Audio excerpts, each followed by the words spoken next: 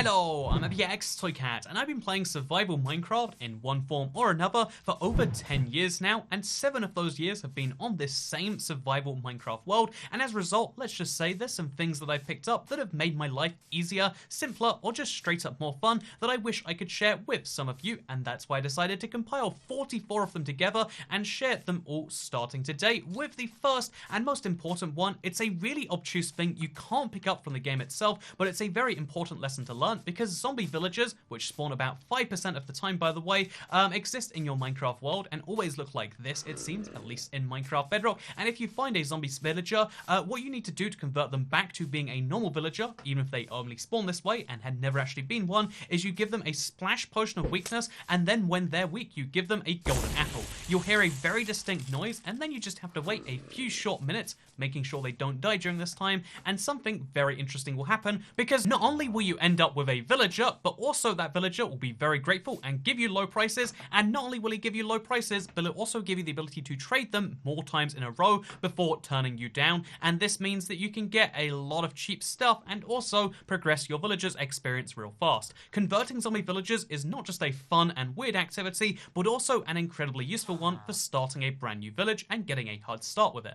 Another great way to get cheap trades is to kill the pillager captains. These are the guys with the banners above their backs. If you kill these and then go into the center of a village, you'll activate a pillager raid, and once that pillager raid is complete, you'll have the hero of the village effect, which will give you favorable trades with the villagers for as long as it lasts. A pro tip about the raids is that the difficulty your game is set to will actually affect the number of waves that a raid throws at you. So if you're on easy, you'll only get 3 waves. If you're on medium, you'll get 5. And if you're on hard, you'll get 7. If you want a lot of loot, go on hard difficulty. But if you want to just get it done and dusted to get the better pillager trades, then all you have to do is set your game to easy temporarily, and then you can take advantage of precisely that. Difficulty doesn't just affect the raid though. Historically, Minecraft has been pretty loose on what difficulty means. For the most part, easy, normal, and hard was just a way of saying how much damage Minecraft mobs would deal to you, so it wasn't really an extra challenge on the harder difficulties, but the raid is one example, and so is the regional difficulty. The longer you spend in a particular chunk, multiplied by the game difficulty, is what determines which armor, and if mobs will hold any armor whatsoever, mobs do happen to spawn with, as well as if they'll spawn with weapons like shovels and sometimes even swords. That's right, you can find not only zombies with shovels and swords, but sometimes skeletons too. It's a wacky world that all is related to your difficulty. One of the commonly known Easter eggs of Minecraft is that if you name a name tag, Jeb_, and then give this particular name tag to a sheep, it broke my anvil by the way, but if you give this to a sheep, it will make that sheep go rainbow color. But something that isn't so widely known is that if you do have a rainbow sheep and then you decide to shear it, the color of the sheep will produce is not based on whatever, rainbow hue it's going for at the moment. It's not going to be purple, then red, then blue. It's always going to be the same color that the sheep naturally has. So yeah, if you want to hide your sheep's color, you can do it using the Jeb_ kind of secret, because no one will know what wool the sheep is meant to have until they share it themselves, which most people aren't going to do, and which they can't do if you share it yourself and give it no dirt to have access to. So, fun fact, you can hide a sheep's color. It's not very useful, I'll be honest with you, but it is delightful to look at. Speaking of things that are delightful to look at, and not just to the Welsh, let's talk about, the shears themselves, because a lot of people think of these as being the tool that allows you to get wool from a sheep, and that totally is their primary purpose, but they're also the primary tool for breaking not only wool, but also for breaking carpet. Let me break some wool with my fist, or rather the cooked beef for you, to show you how, slow and steady it goes. It's, doable, but here's what it looks like with shears. It is much faster, as you can see, and now I'll show you the same thing with carpets. It takes this amount of time normally, and with carpets, it's just this amount faster. If you are making a big scale wool build, which is a fun type of build to have, it's very easy to do if you make a sheep farm. If you're making a large scale wool farm or wool build of any form, you need to have shears, and you need to have a lot of them as well, so make sure you do precisely that. Shears are also useful in an abandoned mineshaft because this is one of the few places in the game where you can find cobwebs naturally, and the only way to take cobwebs for yourself is to use shears on them, just like this, and then you can see I've picked up some cobwebs using the shear item. This used to have to require silk touch, but they fixed it, and a lot of people don't realize that. So if you want to get some cobwebs, all you need is some shears, and these are one of Minecraft's non-renewable items. They spawn a set number of times across your Minecraft world, and then that is it. So whatever you do, I implore you not to craft cloth them into string, because although it is a handy way to get it, it's totally worth keeping the cobweb as a cobweb instead, so you can use it for all sorts of various spooky builds across your world. So yeah, cobwebs, they're useful. If you do end up stuck in cobwebs and it's a matter of life and death and you don't have your shears with you, or you just don't care about collecting them, you can also use a sword. This is the fastest way of breaking cobwebs. It's most useful in PvP situations where you don't care about picking up the shears manually, but also it's worth mentioning that it's one of the sword's very few limited uses where it's the better tool for something. Another example of this that ties into the mineshaft quite well is that it's the perfect tool for breaking minecarts, so instead of having to punch them by hand a few times, instead you can use the sword precisely once to break it. This is something that I've been frustrated to no end number of times, and to be able to just do that simply is real great, because it does just work for minecarts. It's worth mentioning that on the boat, the sword won't instantly break it, but here is the time it takes to break a boat with a fist. As you can see, it's a little bit painful, but if we use the sword instead, doing the exact same spam rate, you can see how it happens much faster, if not instantaneously. So yeah, given that boats are basically the new minecart, this is a handy tip to know. Also, do not do this with your boat. While we're on the subject of transportation, the donkey is not as fast as a minecart or a boat, but it does have the benefit of once you tame it and add a saddle to it, you can add a chest onto the back as well, which means you can have some inventory slots attached to that donkey. These vary between 6 and 15, but you can get yourself effectively 15 extra inventory slots that ride around with you wherever you go. As you can see, they're right there if you just tame yourself a donkey, or if you really want, another pro tip is breed your donkey with a horse, and not only will you get one of Minecraft's achievements, but also you can place a chest on these mules as well, and the same exact things applies. You can get 6 to 15 inventory slots to store your precious torches, or your arrows, or your trident, or your bow. You know, I don't have many valuable things on me right now, but I want to keep my cobwebs, so the mule is going to allow me to do precisely that. In case you are curious about what the trade-off is between mules and donkeys, honestly, mules are just slightly faster usually than a donkey because it's got some horse DNA in there. However, unlike donkeys, mules are sterile, so if you want to breed for the perfect mule, you have to use a donkey and a horse, whereas you can breed donkeys together and theoretically get a perfect donkey that is going to be better than a mule in theory again. So it's a weird practice in reality, but just know that mules and donkeys both do the same job. They get you around your Minecraft world and they carry your stuff with you. Another way to increase your effective inventory size is to go and get some shulker shells, because if you get these and combine them with a chest, you can make a shulker box. So this shulker box is interesting because it's effectively just a normal chest, except when you break a normal chest to try and move it with you, all the things that were inside of it go flying out onto the ground. However, if you break a shulker box, even when it's got things inside of it, those things remain in the shulker box in your inventory. As you can see, cooked pork chops and charcoal. This effectively means for every shulker box you put in your inventory, you add 26 slots, because they have 27 slots each and they only take up 1 slot, meaning that the more shulker boxes you have, the more inventory space you can move, and that is a very big deal for big projects. If you just want 15 slots, bring yourself a mule around with you. Where is my mule? You know, one big benefit to shulker boxes over mules is you can't lose a shulker box, but you can lose your donkey. Okay, we found the mule, and you know what, this isn't part of the video, but I'm super curious now after breaking that chest. We have some inventory slots saved with this mule. If we kill the mule, do they just go on the ground? I assume so, but I've never seen it. Well, what do you know, they do. And also I feel like a monster. Speaking of things not worth finding out, and although I guess that could describe everything on this channel, let me talk to you about shulkers, because if you want to kill them, and you definitely do to get their shulker boxes right, it's worth keeping in mind that they are one of Minecraft's non-renewable mobs. When they die, they do not respawn. There is no place for them to respawn. You can just find them in these end cities, and that is it. And that means when you kill them, you need to make sure you do it with a looting sword. It has to have looting free ideally, if you can. I would recommend going through great effort to make sure you can, because there are very few shulkers found naturally in your world, and when you kill them with looting free, you can get between 1 and 4 shulker boxes, as opposed to 0 to 1, and this is a big deal of a difference if you want a lot of shulker boxes. Just to show you, here's me using an axe with no looting enchantment on it, and as you can see, 1, this guy is being very annoying, but 2, as you can see, he died without dropping a single shulker shell, which is a big deal of a problem. You want shulker shells from every shulker box that you kill, because once they're dead, they're gone forever, and you need to make sure you use looting free to make sure you get yourself a healthy number. Also, how many do we get this time? Let's find out. So we got 34 now, just 35. Still, better one than none. That's what I say at least. Also applies to number of girlfriends. But anyway, let's move into the next thing, Because as well as shulkers, Elder Guardians are another mob that will never respawn. Once you kill them, they are dead forever, and although they're much less useful than the shulkers, it's worth keeping this in mind as you kill them. They spawn once in your world with every ocean monument, a very rare structure, and then they never spawn again. Guardians, on the other hand, can be farmed, so keep in mind that Elder Guardians, rare and, worth considering when you kill them. Guardians, kill them on sight. They'll just spawn again. It'll be real easy, and it's an opportunity to use the Impaling enchantment for the trident, right? So who doesn't love that? So although minecarts aren't really used as a transportation method that often by players these days, they're really handy because they can fit pretty much any entity inside of them, which means that you can fit a Ghast in there if you really want. You can also fit an Elder Guardian in there, which is how I managed to bring an Elder Guardian all the way from an ocean monument, 1,000 blocks away, here into my museum, where I've kept him in a little underwater exhibit. As you can see, it's delightful, and it's very annoying having the mining fatigue free effect constantly. Don't get me wrong, one of the worst things about having one of these in your world, but it's also very cool that you can transport pretty much anything in Minecraft. You are the ruler of the game, you decide what blocks go where, and you can even take some of the beefiest boss mobs in the game and move them around if you really want to, and I think that's absolutely beautiful.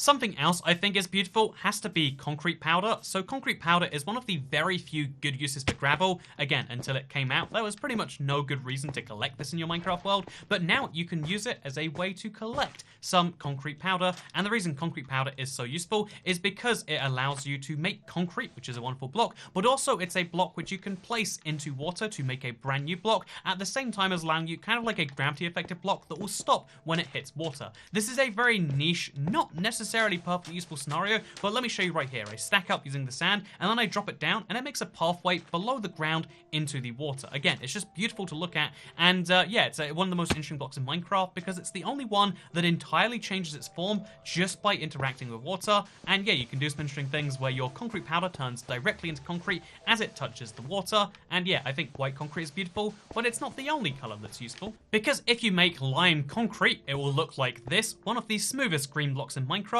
which means if you really want to, you can totally do some green screen magic inside of Minecraft. And look at the beauty that we're doing right here. Wow, I'm flying through space. Wow, what's that? Am I on a plane? Wow, looks like I'm in Australia now. And, there's a countless number of things you can do with green screens in Minecraft, and you can make green screens using lime concrete really effectively, which is great if you want to act out your dreams, but here in Minecraft. Another example of an interaction that Minecraft won't really tell you about is the fact that if you feed a dandelion to a brown mushroom, it has to be a brown mushroom, yes, and then you milk that brown mushroom, you'll get something called Suspicious Stew, which is actually the best item in the game if you use a dandelion. All of the other plants that you can feed a mushroom will have varying effects, but the effect you get for this Suspicious Stew is saturation, which means that not only will it give you free, hunger shanks restored, which is real nice by itself, but also it will give you the ability to not use hunger for a certain amount of time, a really powerful ability, and this makes it the best food in Minecraft that, again, very few people know about because of its limited findability. I mean, you have to use a piece of lightning on a mushroom, which is already a rare mob, then you have to feed it something, then you have to milk it in a few seconds. It's a super rare niche thing to know, but now you're in the exclusive club that is aware of that. Another thing worth knowing about that's kind of the opposite is the clock in Minecraft is absolutely garbage. The game implies that it's a clock, and technically speaking, it does do a job of telling you what time it is very, very badly, because it's just this kind of yellow texture on top of a blue or black background. The more black there is, the closer towards nighttime you are, and when it's fully black, it's fully dark, and the more blue, the more daytime there is left. Sure, it kind of works for that purpose, but the truth is, 99.9% of the time, it's better to just look at the sun or keep track of the time yourself. However, it's worth mentioning that you don't have to waste an inventory slot on this, just in case you really want to use this item. It's one of the very few that will still do 100% of its function while inside an item frame. That's right, the clock works while it's in an item frame, one of the very few items to actually be entirely functional. Although how useful a clock is, even in an item frame, is very much debatable. I think it's a great way to decorate a home with something that technically has a little bit of use. The other major way you can use item frames as an actually functional thing is you can put anything you like inside the item frame, even if it's literally just a piece of steak, and then what you can do is you can measure the output of said item frame using a redstone comparator. These redstone comparators will light up with a different amount of signal depending on how rotated the thing is, which means you can do all sorts of weird wacky things. So just to show you right here, that redstone signal will in fact change as we rotate more. You can see it slowly fade through and change as we rotate this thing, meaning that we can actually have, say, a lock based on the item frame. And just for proof of concept, here is a piece of meat that you can spin, and if you spin it enough, what it will do is open the door, and if you spin it too much, it will close the door again. And you know what? Spinning your meat in order to open doors is not a phrase that you figured you'd be able to use in Minecraft, but let me assure you, it is entirely possible. A bizarre but useful interaction in Minecraft is that if you place 4 rails just like this, and then you place a rail in the center, it will always connect the rails facing to the south and to the east. This is a great way of working out your direction in Minecraft. However, if you are just trying to make a minecart rail and this is getting in your way because you want it to go north and west, then something you can do is you can actually use a lever to reverse the direction that the rails go. As you can see, you can handily do this to make a minecart rail which, depending on the redstone signals attached, goes to different locations. Another really handy use for this, potentially, curved track system, is you can actually make faster tracks using curved rails than you can using straight ones. This sounds impossible to believe, and if I show you on screen right now, or with a nice little timer, here is the speed it takes me to go all across these, like minecart rails that are all powered. As you can see, it's, not a bad time, it's not disrespectable. But now let me show you the exact same thing, but every other rail is actually a curve instead of a straight line. This is a really weird thing to do, and it looks like nonsense when you look at it from afar, but if we show you this exact same timer, even though we're zigzagging to the right, so we're covering more total distance, our speed is actually higher in the one direction, which means that we can complete it faster. And since I know this seems like crazy editing nonsense or something like that, let me put 2 minecarts down. I'll push this one first, actually, then I'll push this one, and you'll see how the one on the right will actually slowly overtake the one on the left, because that's how much faster it's going. Despite having a head start, the straight tracks are actually slower than the unstraightened tracks. However, the only downside is that you can't use these the other way. If you try to pick up the minecart and you try to use it going in reverse, obviously it won't work because you need to reverse all of these, or you could just make a second set of rails for that precise same thing. But yeah, just keep in mind that curving your tracks slightly is a way to make them go faster, which goes against all the things you'd expect. I don't know what's happening here, but it's very confusing. Which goes against all the things you would expect. You know, a lot of things about minecarts are against what you'd expect, but that's something you've just got to keep in mind. So look, I'm going to go this way now. As you can see, just go straight off the rails. Obviously, using levers is a bad idea on this scale, but it just goes to show that you can, in theory, use redstone to flip the direction of a track and still make it go fast. So if you want to have complex redstone mechanisms to determine how fast your minecarts go, that's a great way to do that. Although again, in reality, minecarts aren't the best transport tool for right now, it is still a very interesting thing to learn regardless. So it used to be that prior to the Nether update, if you wanted to go down really quickly, you needed a slime block, or you needed to fall into water, or you needed something along those lines. Otherwise, you were going to take a lot of full damage and in some cases die. However, something that they conveniently added are these weeping vines. All you need to do is put the weeping vines underneath a block, which is easy enough to do, just as you can see right here. There is a weeping vine, then we bone meal it, and all the way down it goes, and it gives us a reliable way to go down, and then also not just come down, but to get back up again. It's really, really useful if you do it correctly, that is.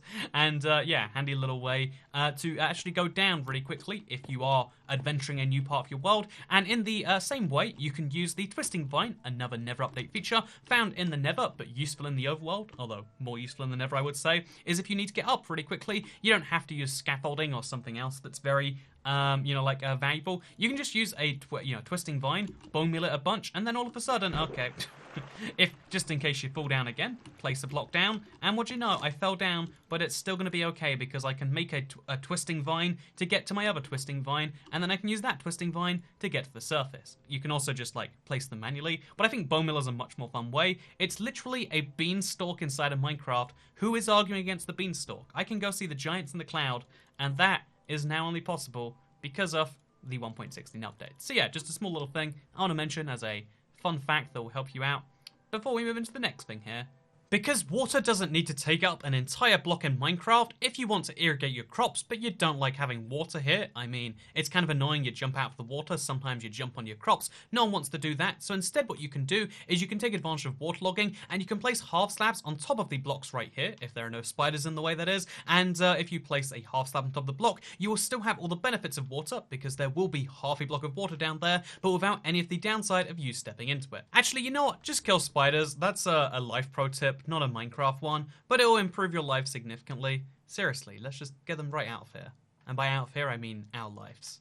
Unlike water, lava does not have the same effect where it will, kind of waterlog, lava log, which means that what you can do if you place a half slab on the bottom of a block is you can effectively, just as you can see right here, place a bunch of slabs in a kind of covered walkway just like this. This is obviously a terrible way to make a pathway because we're using wooden slabs which burn up in the nether, but it means that if you really want to, you can make a pathway through the lava, and if you use any slab that isn't made from wood, then you probably won't die a horrible death as a result. This is real close to dead. Oh my god. Survived by half a heart there. Which was partly because of my armor, by the way. Because did you know, even though lava in Minecraft is lava, it cooks you alive, and therefore you might assume it has no, impact by your armor, like many other things in Minecraft. But no, actually, the amount of damage that lava does to you is actually proportional to the armor you're wearing. If you're wearing no armor, you'll die in about 2.5 seconds. But if you're wearing full netherite armor, you'll die in about 12.5 seconds. In other words, you can extend your life by up to 5 times just with armor. And although the best tool to use is instead a potion of fire resistance, the fact that you can kind of hop into lava for a second and then hop straight out and survive if you have enough diamond armor is insane in my opinion, and maybe in yours too.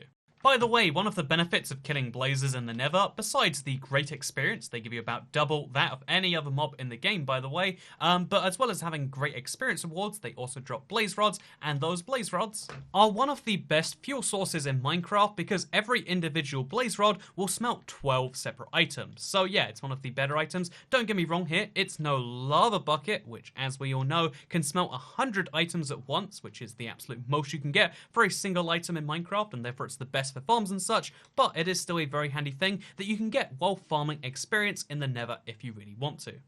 Although I would never say that the only use for a lava bucket is as a furnace fuel, because it also is worth bearing in mind that the lava bucket has the best light source value in Minecraft. That's right, if we dig a hole in the ground and we place the lava into it, this will give us a light source of 15, the most powerful you can get, joint with the lantern, joint with the the sea lantern, joint with the jack-o'-lantern, joint with the everything, glowstone, all the good sources in the game are tied with lava, but also lava has this nice kind of glow to it, which those other blocks don't. So let's talk about how you can take advantage of this to light up your world. You might know if you've been watching this world that I've been lighting up the entire thing of torches. How do we make sure that the entire thing stops mob spawning though? Well, that's a simple question, because every light has a light value. In the case of the torch, it's 14. In the case of the lava, it's 15. But either way, it has a value, and once you know what the value of a light source is, you can calculate that it loses one block at one light level for every block it goes past. So if this is the lava, then this block right here would be, this is 15, this is 14, this is 13, this is 12, this is 11, this is 10, let's pretend that torch isn't there, this is 9, 8, and then 7 is where mobs start to spawn. So bear in mind that if we have a lava source all the way over there, then all the way over here we would still be relatively safe, because that's the wonderful world of Minecraft. So yeah, you can use this for anything in Minecraft, and this is why diagonally going about 6 blocks between torches is the best way to do things. The whole grid system, which I've been using, is a little bit overkill. It uses double as many torches as necessary, but it does make this kind of nicer grid than most people have, which are diagonal grids. So, to each their own, but just keep in mind that light level is based on the taxi cab formula that you saw on screen, and it's a handy way knowing about it is a handy way to make sure that everything's lit up, and so that you don't get a nasty surprise in the form of a creeper when you least expect it. Lava buckets are also quite handy if you want to kill villagers, but you don't want to upset the iron golems, because if you have the lava down and then the villager just so happens to fall into it, or even if you literally place it at the villager's feet, the villager will die a painful, slow death, don't get me wrong, but as a result of that death,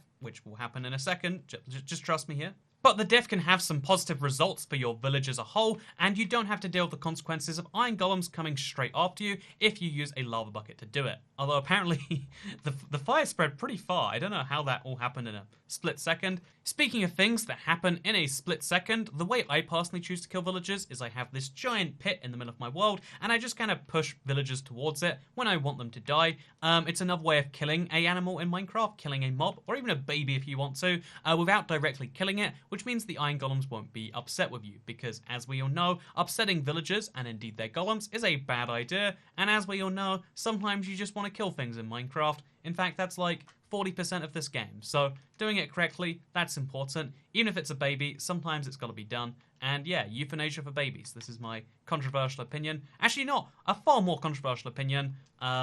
that I'm willing to defend is that the desert well, a 1 in 1,000 chance of spawning in Minecraft per chunk, is the best structure in Minecraft. Think about it, right? You're in the desert and you're like, oh, I'm sure excited for a desert temple. I sure am excited for the idea that maybe I might find myself... That didn't work at all. I sure am excited for the idea that maybe I'll find myself, a village and some great loot like that. No, the thing you're really looking for is this. It's water in the desert. Where else can you find water in the desert? Nowhere else, I tell you. There is no way you can find water besides this, and that's why one of my Minecraft pro tips is find a desert well, because these things are so great. Water and deserts sound like the opposites, but with the desert well, you can have them together for only $5.99 a month. I feel like that's where this pitch is going. No, desert wells suck. A lot of Minecraft structures suck, in fact, but a lot of them are great too. If you want to deal with a creeper, but you don't want to deal with the whole hitting it process, a convenient thing that I already accidentally showed is what you can do is get to the edge of the creeper range and then let it explode from there, and it won't do you any harm whatsoever. This does require a bit of practice, I'll admit, but if you want to kind of train yourself in the meantime, just placing a block between you and the creeper can make this a whole lot of an easier process, and will weaken any damage that goes wrong, just in case. So yeah, creepers, all you gotta do is let them explode by themselves, and as long as you don't care about the damage you're doing to your Minecraft world, or a cave or whatever, that's kind of handy. Speaking of handy things, finding slimes can be hard in Minecraft. We all know this. Like getting get lots of slime blocks, especially if you need more than a dozen or so, can be a real pain, and that's why a lot of people make slime farms or work out slime chunks, stuff like that. But something these people might not know is you can just come to a swamp in Minecraft. Swamps are, oh no, you monster, okay, swamps in Minecraft are one of the places where you can actually find slimes, unknown to a lot of people, but the interesting thing about slimes and swamps is the way they spawn here is based on the moon cycle. That's right, there is a moon cycle in Minecraft that you don't need to know about for 99% of the game, but just know that the fuller the moon is, the more likely you are to find slimes, and if it's a empty moon, you won't find slimes in swamps. It's a really useless fact that, again, only applies to this one thing as best we can tell right now. It clearly is something they intend to flesh out later, but for now, just keep in mind you can find slimes in swamps, and it's really great when you do, except when skeletons kill them. I love that slime, man. Okay, we found a bigger one. It's okay. We don't need that slime anyway. We don't need no slime education. And yeah, if we use looting on these slimes, which is a handy way to get more of any drop, we can get far more slimes, and then we can turn those into a slime block. Endermen are one of the most damaging mobs in Minecraft, especially on hard difficulty, so if you get one accidentally aggroed on you and you really can't defend yourself, you're scared because you're dying, the best thing to do is to simply place a water bucket on the ground, and it gives you this kind of area of protection from pretty much any mob, but especially from the Enderman, because every single time they touch water, they teleport away, which is an incredibly handy thing to know. It also, again, works against most other mobs besides skeletons, so it's a great thing for everything in my opinion, but especially for the Enderman. Once you do finally get your slime blocks, you might enjoy bouncing on them, which you can do from the sky if you really want to, by the way. It's a lot of fun, but something you might not know is that if you have certain blocks above the slime block, as long as they're thin enough, they won't block the bounciness, which means you can have hidden bounciness in your Minecraft world, as well as hidden slowness if you want to, because this looks like, from the top at least, just a piece of carpet, but when we bounce on it, as you can see, it's gonna launch us straight into the sky. You can use this to fake people out and make them think they're gonna die, and then really they bounce and it's a lot of fun. And if your ideal version of a prank involves making someone think they're going to die, then that's a great way to do this. However, a much less nefarious use of a carpet is you can just use it as a way to get over fences. Fences are a great way of keeping animals in and you out, or vice versa, and a wonderful thing that you can do if you want to get in and out of your animal pen, say to breed them or to kill them every now and then, is you can place a carpet on one of the walls, or you can place it on the corner if you really want to. I think the corner is the nicest way because it's got the smallest little surface, and then you can jump on this carpet, which somehow is lower than the fence, and you can get above and over. The way this works, in case you're actually curious, because it seems really dumb that you can't jump over a fence, but you can jump over a carpet on a fence, despite the fact that that should be higher, is because the hitbox for the fence is 1.5 blocks tall. It goes kind of up to there. However, the hitbox for the carpet is actually like 1.01 blocks tall, and it goes slightly around it, which means, as you can see, when the fence is here, we're actually up to that 1.5 blocks, we're floating on nothing, but when we're on the carpet, we're just on the carpet. It's a weird thing, but it's a weird thing that mobs cannot work out, so no mob will escape using this method, only you can. Did you know that if you use bone meal on a mushroom and you grow it into a giant mushroom, you can then use any silk touch tool on that giant mushroom? Let's use our pickaxe just as an example. Actually, let's use the shovel because it's a bit more quirky. You can then pick up the mushroom blocks themselves. This is a fun way to get up one of Minecraft's rarer blocks. For a while it was like one of the rarest blocks in Minecraft, and it's a really cool, unique block that people will question where you got it unless they're, you know, kind of big on this sort of stuff and they know. But yeah, most people will not know exactly what this mushroom block is. It's a very weird thing that can be used to do some very, very, very strange stuff. Also, just to tie it into the furnace thing again, it does work as a furnace fuel, just in case you want to use the weirdest furnace fuel in Minecraft, which this definitely is in my opinion. Also, we can make our own little mushrooms, as you can see.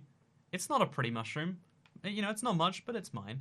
One of my favorite super niche problems that requires a super niche solution is if you have a bunch of bones that you'd like to convert into flowers, you can do so by, of course, just bone milling the ground, and you've got a decent chance of getting some dandelions with that. And these dandelions are useful for the best food, but if you want a lot of dandelions and you have a lot of bone meal, it can be really annoying to do this manually by hand. Even if you decide to scoop it up with water, it takes a lot of time to bone mill and then to do this over and over again. So instead, I have this little contraption. It's a really basic thing. If you want, you can copy this button for button. I wouldn't recommend it. There are much better designs. But basically, all you got to do is make a little bit of a loop just like this. So it goes continuously, pushing blocks back and forth, as you can see. And every single time the blocks are pushed by these pistons, they will break the things on top of them. This means we can bone mill and have the blocks be immediately broken, getting some seeds if we want them, getting some dandelions if we want them, and getting all manner of other things if we want them. It's kind of cool. It's kind of weird to stand on. And honestly, again, even if you don't want flowers, it's a weird thing to build because it just doesn't seem like it makes any sense, and when you look at it, it doesn't feel like it does. But redstone in Minecraft, it'd be wacky. Who would have figured? So most people, when they play around with the chorus fruit, probably do so in the end, or at least out in the open, where it's admittedly not a very useful tool for pretty much anyone. However, in survival mode, and especially if you're doing anything that involves other players, a really easy way to escape them if you're inside is to use precisely these same chorus fruit, because they're much more effective when there's walls between you and where you likely teleport to. Here is me in my chest room, and I'm going to eat a chorus fruit, and I'm going to end up in a different part of my chest room, and then I'm going to eat another chorus fruit, and I'm going to end up outside my furnace room. I eat one more chorus fruit, and all of a sudden, oh, I'm back in the chest room actually. But you can see how you teleport around pretty much randomly. Sometimes you get pretty close to yourself, and sometimes you teleport on top of a mountain, because the chorus fruit is much more effective when there are walls around you and allowing you to escape from your enemies. So, assuming you don't have any enemies because you're playing in a solo survivor world and you don't fear creepers that badly, here is the second tip to keep in mind with chorus fruit, because it's not just an amazing tool to allow you to stay safe from enemies and stuff. It's an amazing way to stay safe from yourself. If you're an idiot and fall off something, you can use chorus fruit as a way to hit the ground without hurting yourself. If right now I jump off the edge here, I'm about to hit the ice and I fall onto the ice because I actually teleported there without a single point of damage. A 30 block fall would usually kill me, but instead I got there with no damage, and in fact I got there slightly faster. To prove that point, here's me falling again from a much higher height. I use the thing and I immediately fall straight down to the ground. Chorus fruit are very, very useful, and also they heal some food, which is, again, admittedly it's smaller use, but they're very, very useful in situations where other players are involved, or if you know you're going to fall off things a lot and you need to panic and eat something to fall to the ground. There is a great tip for you. Did you know that once you go above a certain height in every single Minecraft biome, it will start to snow? You can see pretty smoothly right here the transition between where it clearly doesn't snow, where it rains, and where it snows instead. And although snow is beautiful to look at, it does have the downside of covering your world in this thick snow, which might cover up some of your builds, or even you just might not like how it looks. It's kind of ugly when it's patchy, like it is right here. So how do you fix snow falling on your Minecraft world? Well, the first way, the obvious way you can see right here, is torches. Torches will stop, snow happening from a couple of blocks away from them to about light level 12 or so. If you use glowstone, it's an extra block, but if you don't want to use an excessive amount of lighting, then you do have a couple of other solutions available. One solution that I like, because it's one of the wackiest ways to do so many building tips in Minecraft, is just to use string instead. String will immediately replace the snow with a piece of string, which again, it's meant to be a tripwire, but even without the tripwire, you can do that just great, and it's a wonderful way to make sure that when snow falls again, it can't fall there, because there's technically a block in the way, even though it's a mostly invisible block. But if you want a visible block, if you want to send a death threat to the snow, you can instead use some redstone, which again, I think is much uglier, but maybe if you're going for ugly, or maybe you just, you know, you think there's something nice about being clear that this is an anti-snow feature, you can use redstone, you can use string, or you can use torches. All three will stop snow from falling on your blocks, and that's rather nice in my opinion. My next tip regards the Fawns enchantment. The Fawns enchantment seems real good because,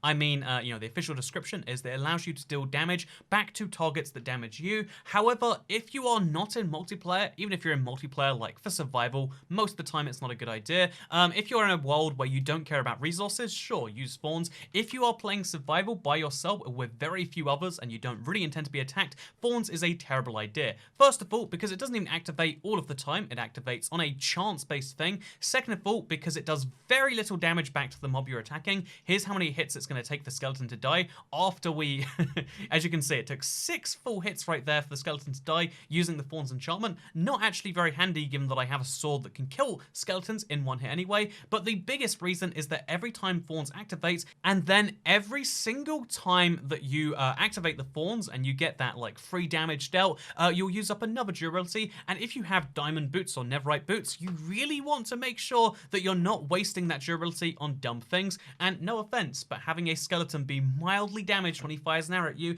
is not the most useful thing in the world and is therefore pretty dumb. So Fawns, really great enchantment, not so great for survival. But to give a tip that is the exact opposite of that, I think that when you're playing multiplayer, you should always have a helmet that has a decent enchantment like protection on to protect you from various things that might attack you. However, if you're playing survival and you want something that's a bit of a goof, did you know that if you wear a mob head on top of yourself, just like this, the zombie head for instance, the detection range between you and that mob will be decreased by 50%. This means the mob can't see you from a distance until it is much closer to you than it otherwise should be, and as you can see, that zombie stops seeing where I am, he starts walking away entirely from a much closer distance than otherwise. Did you know that you can get mob heads like this zombie head in survival if you want to? All it requires is an incredibly rare chance of a creeper being struck by lightning, so it becomes a charged creeper, and then you can take a charged creeper and you can bring any other mob to it, or any mob that can drop its head, i.e. the skeleton, the creeper, and the zombie, and if the explosion of the charged creeper kills one of these other mobs, again,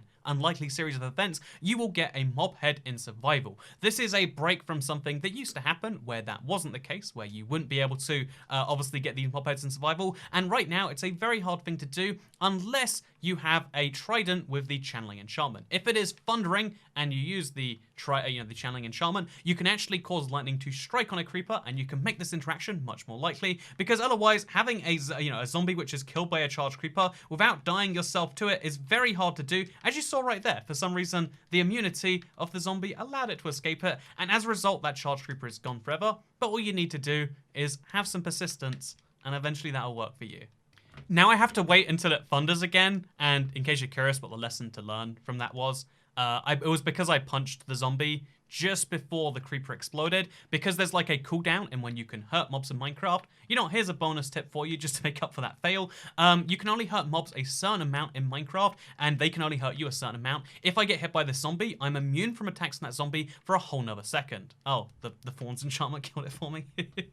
But if you are attacked by something, you're immune for a few seconds afterwards, and the same happens from that mob to you. So as you can see, attack the zombie. No matter how many times I'm firing my fist, it's only happening about once every half second or so, because there is an immunity period from all attacks after you're hit once. This means that if there are a lot of enemies around, there's theoretically some magic you can do where if you get hit by the spider, you can't get hit by the zombie, and therefore you could do some stuff like that. But the reality is Minecraft has cooldowns, and it's really important if you want a charge creeper to kill something that you don't attack it in the seconds preceding that. So yeah, useful tip. So if you've been playing Minecraft for a while, you know that if you get a negative effect on your person, the best thing to do is to just grab a bucket of milk and it will clear out all of your effects. And this is true most of the time, but there is a better solution if your biggest problem is poison. Let's say you eat a raw pufferfish and you get this poison effect amongst others, or let's say someone throws a poison potion at you. The best thing to do is to bring honey bottles for this occasion, because not only will it cure the poison, but it's also stackable. As you could see, I had 3 in that stack right there, and also it will cure some of your hunger points. So that way you can use it even once the poison's gone to get yourself back up to full. This is a really, really handy tip, and it makes bees kind of worthwhile. However, it only will work for poison. I've heard a lot of information that it works for the withering effect and so on and so forth. If you want to cure withering, if you want to cure a lot of these things, use milk still. Milk clears all effects. But if you want to cure poison specifically, honey does that so much better than milk. And I like that as a little fun fact for all of you to know.